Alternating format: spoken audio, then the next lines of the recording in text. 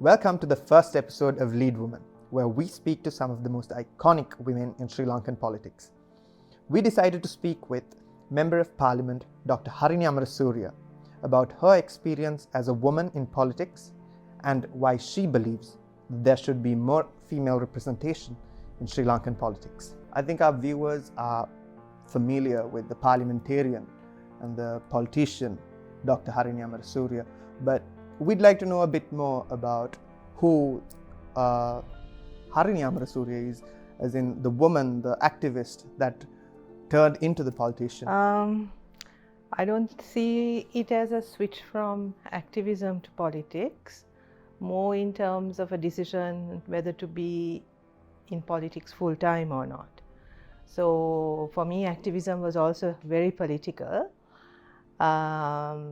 And part of my activism was also about creating a platform where people with shared values, shared political ideology could come together with a political movement, and that was how NPP was actually formed. And I was part of forming the NPP. I never intended to be in politics full time, so that was a huge decision and a switch. But when NPP asked me to be on the national list, and we were advocating for more women to be on the national list, I agreed to it, not really thinking that there would be a situation where I would actually need to get into parliament. You know, the national list in itself is about 25 names. I was one of 25 names. But then after the election results came in, and the NPP wanted the national list seat to be given to me, I had to make that choice. And I did. So it wasn't really something very planned, and something certainly that I hadn't considered, say 2 years ago, or even 1.5. Well, it's August, right? August of 2021 that I entered parliament, and it certainly was not something in my mind in July 2021. So that was a bit unexpected. But to be part of a political movement and to be active in that was a thing that had gradually become sort of a logical thing for me to do, given my engagement with activism. Now, this is more of a personal question. What have you found to be attractive about politics, whether it's the status, whether it's the power that you get to wield, or like what makes you stay in politics? I would hope not. I would hope that I haven't changed. I can say I've become more patient, right?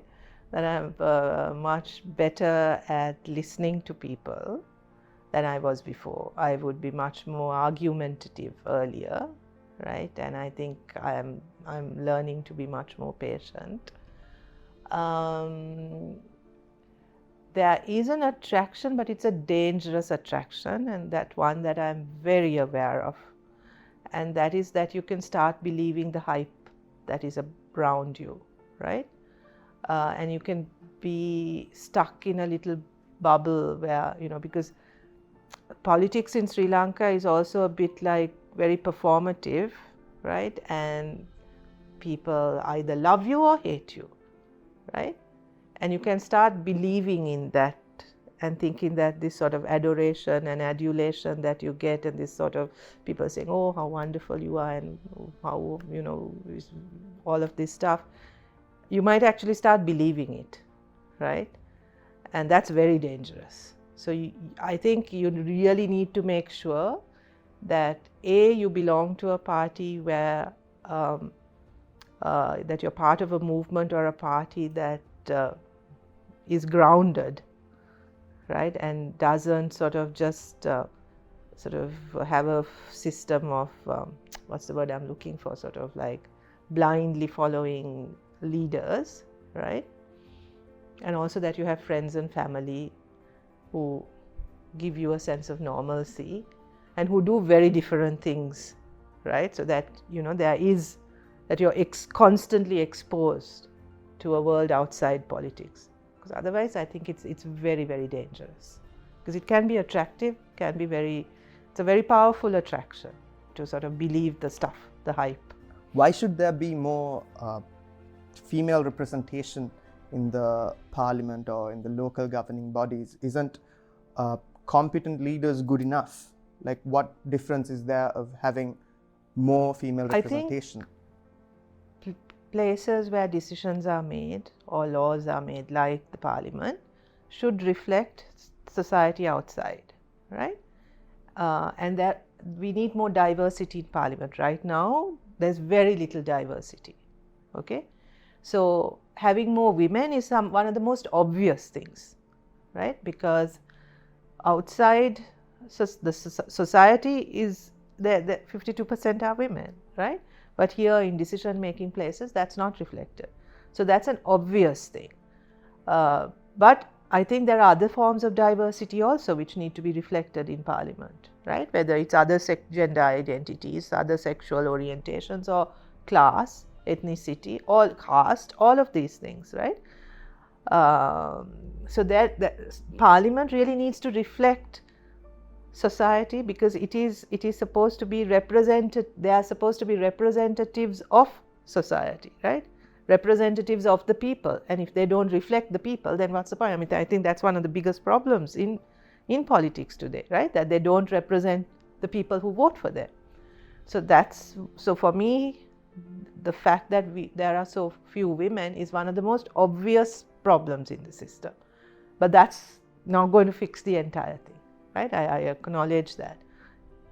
I think it's difficult anyway. I think that nepotism and that sort of introduction into politics through your family or connection is valid for men and women, both in Sri Lanka, right? So for me, the difficulty was the switch from being an academic and dealing with politics or being an activist in one particular way to being a full-time politician. That's a huge learning curve, and that's a huge shift, right?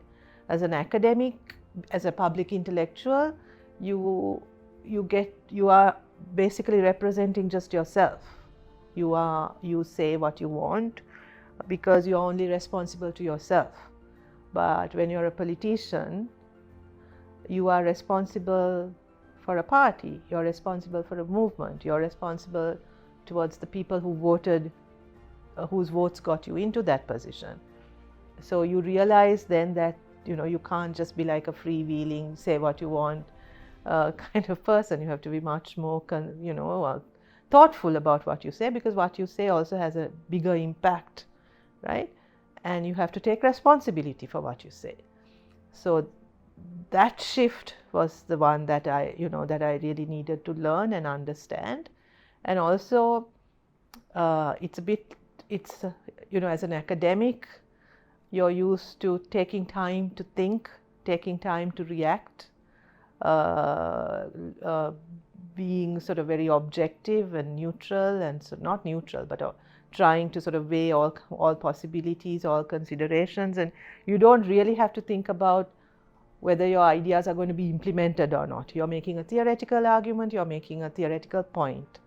But in politics, you have to also say and do things that actually have an impact on people. So then you have to think much more about how you're going to effect change and not just talk about it, right?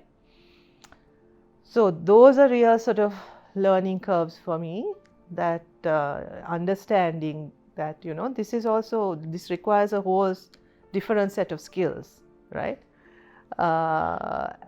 And not just the screaming skills, right, that the public view is of politics. It actually requires quite a set of skills, and I am responsible for the movement that I represent, who nominated me, right? So I can't act like an idiot. I can't, I can't do that. So I had to learn really fast. You made a statement recently saying current female politicians are merely falling in line with the current patriarchal political culture instead of taking any feminist initiatives. Why do you believe this is the case? Oh well, if numbers was the only thing, then we should be not worried at all, right? We are actually 52% of the population, but that doesn't reflect in any way the power and the influence we have in society, and that's due to patriarchal structures and institutions that women are very much a part of as well, right? So, like, let me give a simple example of, the confidence a woman feels in politics. I think is very different to how men are in that space, right? Because we have been so socialized into thinking politics is not something suitable for us. And we are also sort of socialized into thinking that speaking out, interrupting someone else, sort of being a little aggressive verbally is just not what women do, that you hold back. You also don't believe that you sort of have much more sort of questions about your own ability to do things, which I think male politicians don't have, right? I mean, I sometimes think I know this, but I'm still diffident, I'm still hesitant. Whereas a male colleague would like plunge straight in because there's no hesitation, right? So those are the kind of ways in which patriarchs to be much more confident, right? To take risks, to put yourself out there, right? Whereas women are much more hesitant to do that, right? So that's just an example of how sort of, patriarchal values shape the way in which we engage in these spaces, right? And I'm not necessarily saying that you have to be that aggressive kind of male politician in order to be successful. But it means that we have to sometimes work a little bit harder because we are so diffident, we are so full of doubt, self-doubt, right, about our own sort of capacity. And, you're sort of always used to sort of taking the background, being in the background and sort of taking a step back, letting the men speak for you, right? So these are all things that you have to really overcome for yourself. Since being elected into office, what kind of discrimination or sexism have you faced, whether it's from the opposing parties or within the parliament? And what kind of protections are there for a parliamentarian who faces such discrimination? I would say it's very subtle. I haven't faced overt discrimination, and I think it's partly because of the fact that there is some level of respect for education in this country, so that gives me some level of protection, right? And also the fact that I have male colleagues who are pretty tough, and they recognize that I'm not some single sort of woman on my own who's vulnerable, right? And that sounds like as if they're there to protect me. They're not, but I mean they recognize the fact that I'm not on my own, right? I come from a party that is strong on these things, right? So that for those reasons, I think I'm somewhat protected. It's very subtle, and I'll give you a couple of examples. The fact that my dress or my sari, people can comment on it. I don't think we comment on male politicians' outfits the way we would on women, right? Or even the way we are addressed. Dr. Miss Harini Amarasuriya. You don't say Dr. Mr. Harsha De Silva, right? So there's this real, that you have to, because you're a woman, that femaleness must be sort of, acknowledged, established, right? So I have asked, if it's Dr. Harsha De Silva, why not Dr. Harini Amarasuriya? Same thing, right? No. And people are very puzzled when I question this. So subtle things that always seek to establish that you're different. Also, I've had to sort of push back a little bit on not being pigeonholed into what are seen as women's issues only, right? Whether it's in the media, whether it's in parliament, you're a woman, so automatically you will only, you have to get into the women's ministry, children. You have to talk about those things. You don't really want to talk about the economy or law. That's not your thing. Media also, most often. I think it's only maybe Kokila Gunawardena and myself that I've seen on panels with other men. Otherwise, usually it's all women or all male, right? Very few of us get invited to panels simply for being a member of parliament, right? So things like that, very subtle, but where your gender is sort of acknowledged much more than, and it's taken to, and it's considered in how, with what kind of questions you get asked or how you're positioned. How do you believe we can increase female representation in the parliament? Well, I think first, political parties need to acknowledge and take steps to involve more women in their committees, in their systems, in their hierarchy, in their decision-making structures. As civil society, we need to mobilize women. And it's not just about women being elected to positions, but women as political activists. We have a history of this. We did have a strong women's movement, right? But I think this sort of recent cynicism that is very apparent in society, and this rejection of politics, right? Rejection of movement building and of sort of collective movements or collectivization, that has had an impact on women's activism also, right? So I think we need to sort of reflect on that and bring some of that back, and then there will more and more women leaders will emerge. Some who want to contest, but being in politics is not all about contesting, right?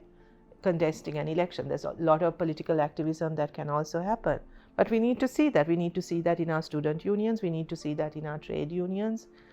We need to see that in our sort of in civil society activism, more and more women in those positions, in those activities. And maybe also, failing that, and the fact that we are doing so badly on it means that we may also have to have a quota to at least push the issue. Quota will not solve all these problems, but at least it's a start. For young girls and young women out there who are interested in getting into politics, what sort of steps must they follow? Is there like a technical path that they need to take to get into office? What advice would you give to the thousands of young girls and women who are watching this, who are keen on entering politics in the near future? Pick a party. Right? Pick a party and pick the right party, a party where you will be measured on your own qualities rather than who you are and which family you belong to and which school you went to, right? So I think it's important that, I know there's a huge sort of cynicism and rejection of political parties currently, and I understand that and I get that. But if you want to change it, then you also have to get into it, right? You can't sort of sit back and complain about the quality of the political parties or the politicians if you're not also going to put yourself out there. And I'm not sure that independent, that's one argument, right? That you form a party not a party, but you come in as independent. Yeah, but that's tough. That's very tough to do, especially if you don't have connections, right? And a lot of money. So it's take the plunge and do the reform from within. Maybe I just want to say, don't give up, right? There's work to be done, and in some ways it's when this sounds really cliche, when the going gets tough, that's when also the best of you can come out, and there's potential and opportunity for real change, not superficial change. So I would say this is the time that you can really make an impact. You can really make a difference. So my urging is, do not give up. Fight for the world that you believe in and the world that you want to see.